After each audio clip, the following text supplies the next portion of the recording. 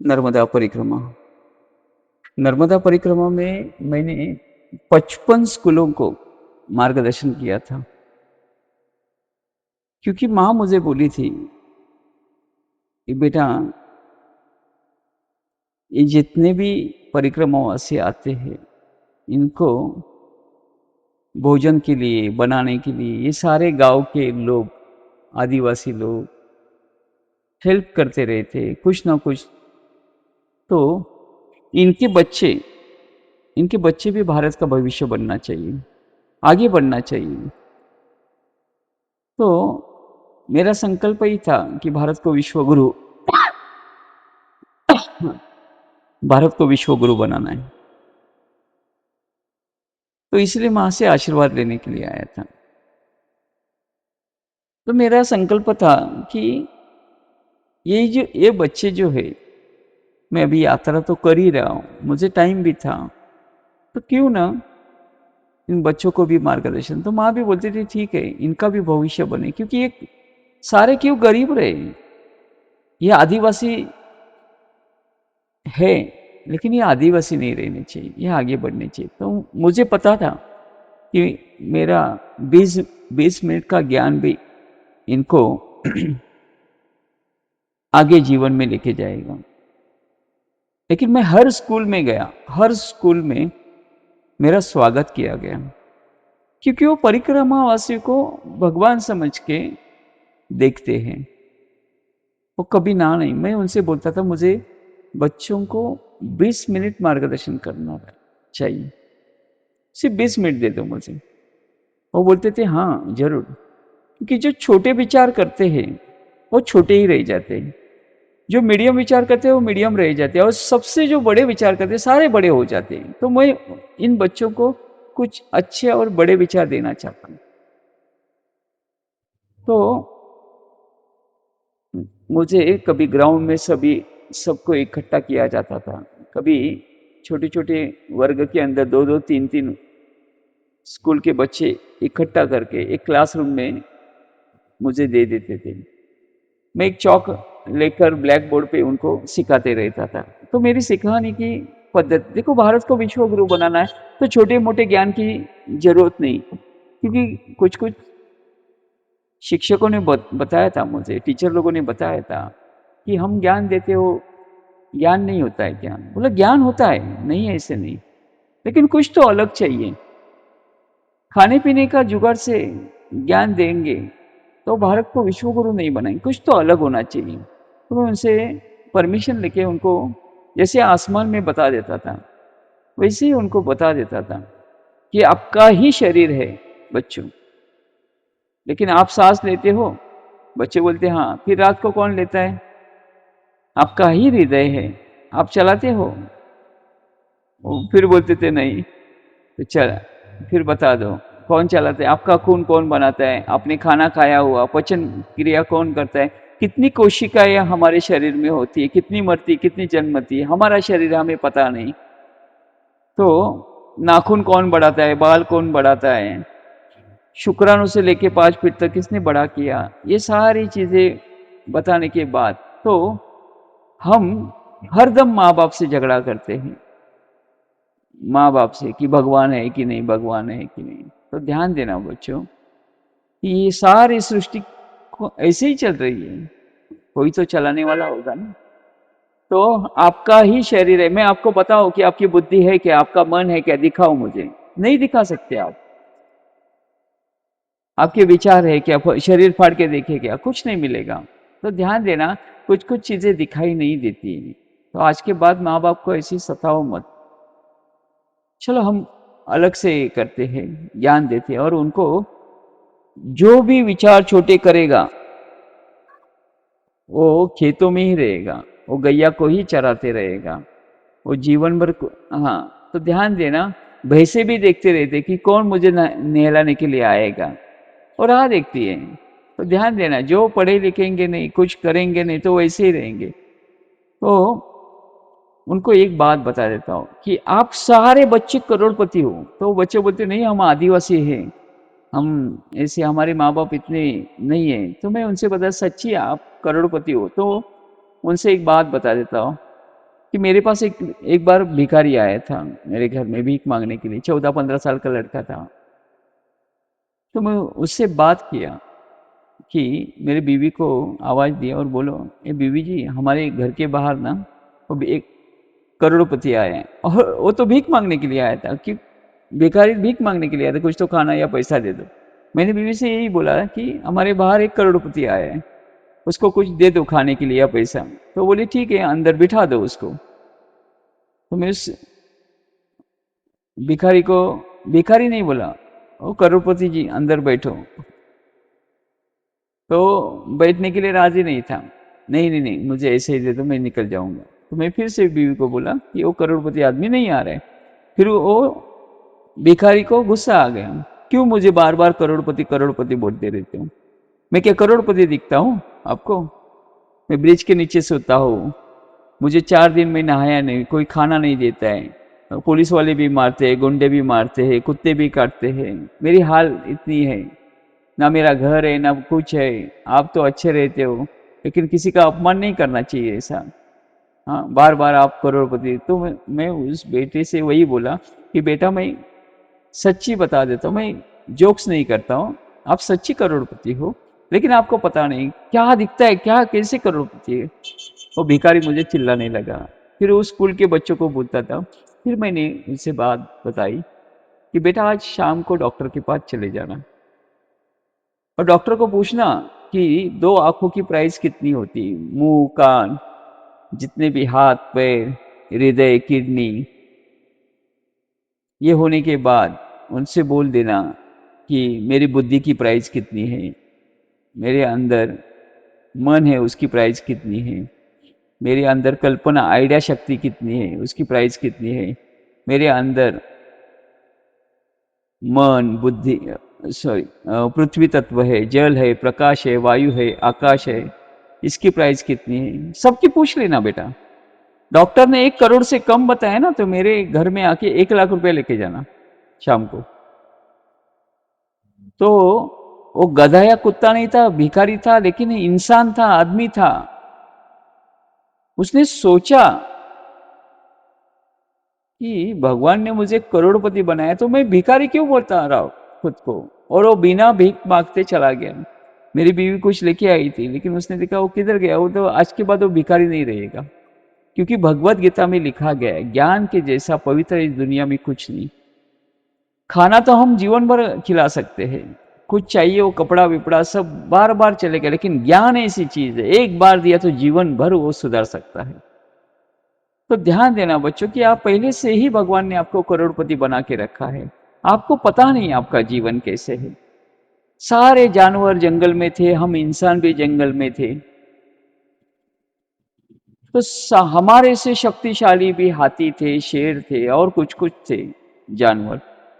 लेकिन हम ही इंसान जंगल से हम बाहर आए, हमने हमारा मकान बनाया, हमने खेती की, बहुत सारे अनाज के डब्बे भर के रखे। फिर हमें चलने के लिए प्रॉब्लम था, हमने गाड़ियां बनाई। पहनने के लिए कपड़े चाहिए थे, कपड़े की फैक्ट्री बना दी। पानी चाहिए था, तो इतना सारे नल सिस्टम, टैंकर बिंकर सब बनाए। चलने के लिए प्रॉब्लम, गाड़ी, 4 व्हीलर, बड़ी गाड़ी, ट्रेन, एरोप्लेन, सारे चीजें बनाई। कितनी खाने की चीजें, अभी कितनी बिल्डिंग की बना रहे, कितना क्या, अभी जितने भी देखो हमारा टेक्नोलॉजी देखो। एक इंसान ने, वो भी जंगल में था, आज कितना बड़ा हो गया।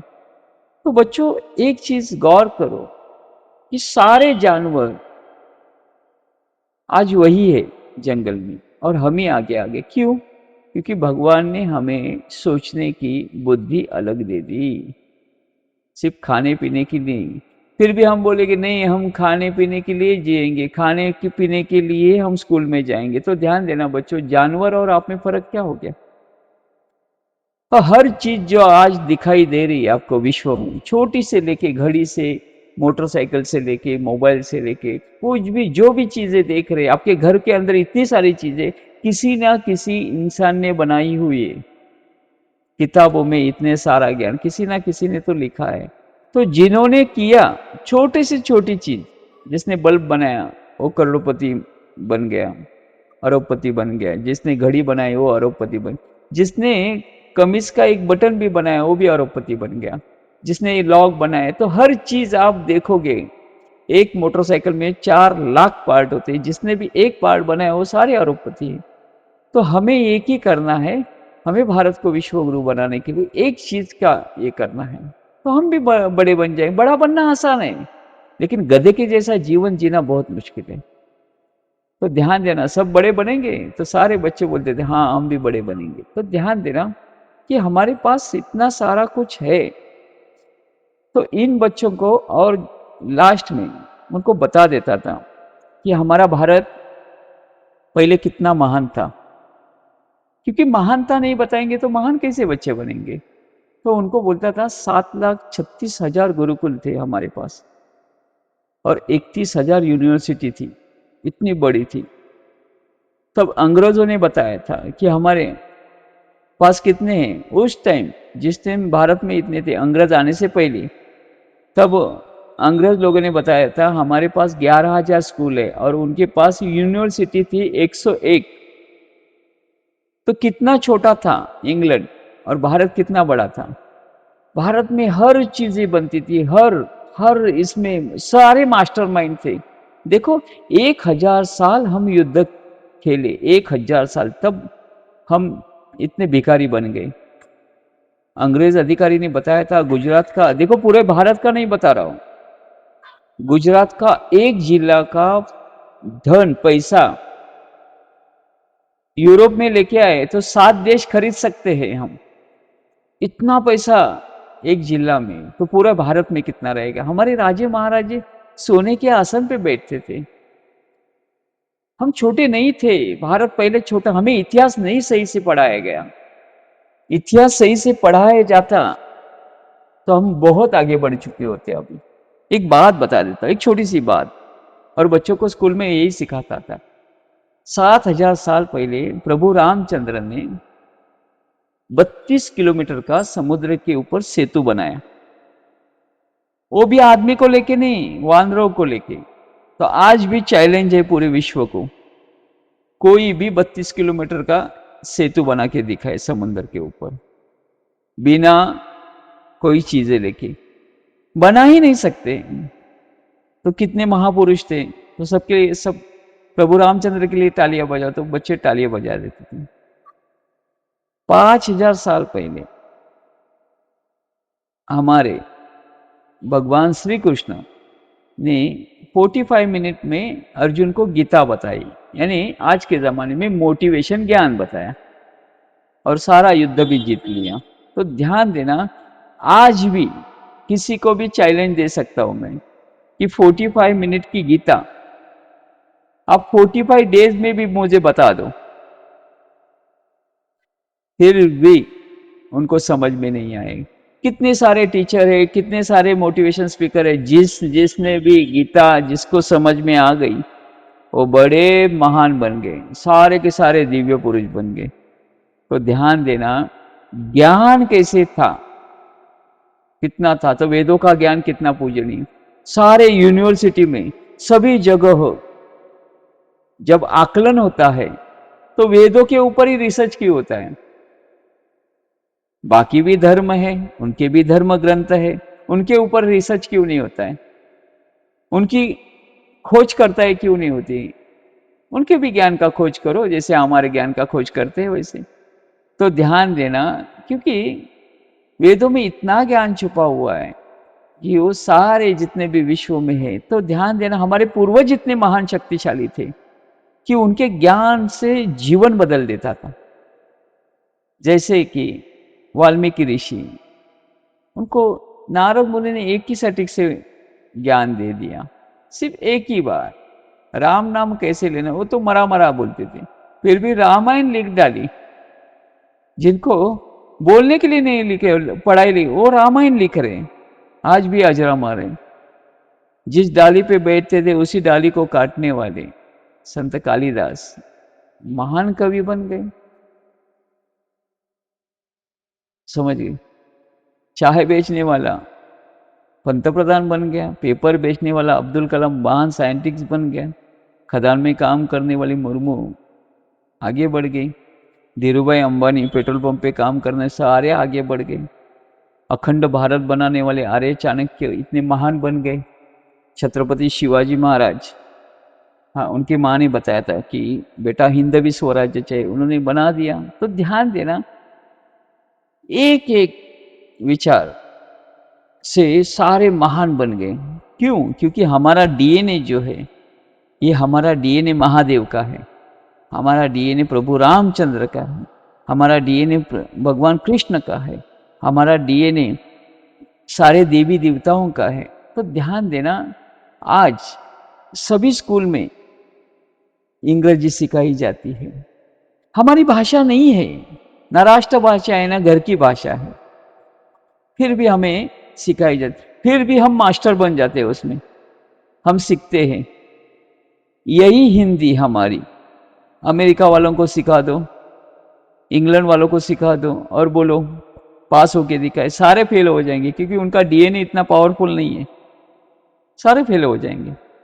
तो हमारी हमारी धरोहर ही इतनी है, और सारे विश्व को पता है कि भारत के बच्चों को सटीक ज्ञान मिला तो ये किसी बाप को नहीं रुकेंगे, ये सारा भारत को विश्व गुरु बनाएंगे। तो हमारे भारत का यही तो भाग्य है, हमारा भाग्य, हमारा भारत सबका भविष्य है। तो इसीलिए बच्चों की सिर्फ खाने पीने के लिए मत जियो, आप आपको स्वतंत्र करने के लिए, आपको स्वतंत्र करने के लिए हमारे कितने लोग मारे गए, हजारों साल लड़े हैं, हजारों साल। हमने पाकिस्तान से पांच दिन युद्ध किया, वो सरेंडर हो गया, भाई मत मारो हमें। हजारों साल लड़ना क्या खाने की चीज है? कितने साल युद्ध किया, उसके बाद हमें गुलामी आ गई। तो ध्यान देना, हमारे पूर्वज ऐसे नहीं थे, बहुत शक्तिशाली थे, बहुत, ये छोटी मोटी चीजें के लिए रोने वाले नहीं थे, ये नहीं मिला वो नहीं मिला, बहुत अच्छे थे।